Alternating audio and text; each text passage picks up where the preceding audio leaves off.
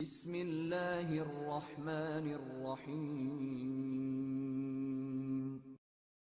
سنی بھائیوں سے تھوڑا سا توجہ چاہوں گا، کوئی دل آزاری مطلب نہیں ہے، کوئی تنگ کرنا مطلب نہیں ہے، بات کرنا مطلب ہے۔ ایک عرصے تک کہتے رہے کہ اہل بیت میں اور کچھ لوگوں میں کوئی اختلاف نہیں تھا، یہ شیعہ حضرات نے اختلاف بنائے ہوئے ہیں۔ آج الحمدللہ سارے ٹی وی چینل، سارے میڈیا پر بات ہو رہی ہے کہ بی بی اپنا حق مانگنے گئی تھی اور بی بی کو حق نہیں دیا گیا۔ تو میرا جوان کل رات مجھ سے کہہ رہا تھا مولانا ایک صاحب نے ابھی بہت بدتمیزی کی ہے جناب زہرا کے حوالے سے، میں تو وہ جملے بھی نہیں کہہ سکتا۔ ایک مولوی ہیں، ایک اہل حدیث عالم ہے جو گولڈ ٹی وی پر ماہ رمضان بھی بہت آتے ہیں، انہوں نے ابھی چند دن پہلے 3-4 دن پہلے کلپ ڈالا ہے اور انہوں نے بی بی کی شان میں گستاخی کی ہے۔ تو میں نے کہا کہ جی مجھے اس کو جواب دینے کی ضرورت ہی نہیں ہے، پاکستان کا سنی بھی اہل بیت کا مرید ہے، پاکستان کا شیعہ بھی اہل بیت کا چاہنے والا ہے۔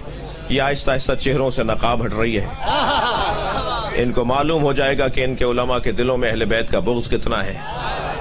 ان کے بعض علماء تو مولانا طارق جمیل جیسی شخصیات تو اہل بیت کے پیغامات پہنچا رہے ہیں جی، انجینئر محمد علی تو وضاحتیں کر رہے ہیں، مولانا جو ہے وہ ڈاکٹر طاہر القادری صاحب کے فضائل کا پہلو ہے، کچھ چیزیں ان میں ہیں جن کو قابل اعتراض ہیں جو باتیں، البتہ اسحاق صاحب نے بڑی گلجھنیں دور کی ہیں۔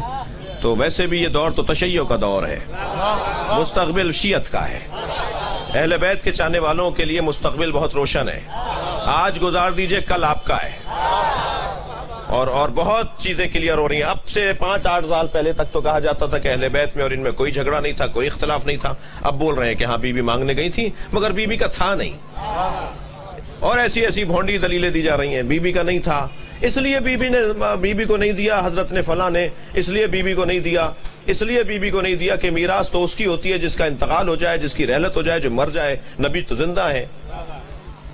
عجیب داستانیں ہیں جی، نبی زندہ ہے اس لیے میراث بی بی کو نہیں دی، تو زندہ کا خلیفہ کیسے بن گیا؟